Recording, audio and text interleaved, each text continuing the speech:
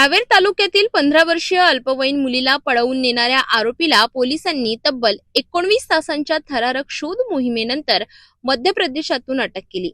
सविस्तर माहितीनुसार रावेर तालुक्यातील एका गावातून 28 मार्च रोजी सकाळच्या सुमारास 15 वर्षीय अल्पवयीन मुलीला पळवून नेण्यात आलं होतं। या घटनेमुळे परिसरात एकच खळबळ उडाली होती। घटना घडल्यानंतर तात्काळ रावेर पोलीस ठाण्यात गुन्हा दाखल करण्यात आला होता। या प्रकरणाचा तपास करीत असताना पोलीस निरीक्षक डॉक्टर विशाल जयस्वाल यांच्या मार्गदर्शनाखाली पोलिसांनी सीसीटीव्ही फुटेज आणि तांत्रिक माहितीच्या आधारे तपास सुरू केला।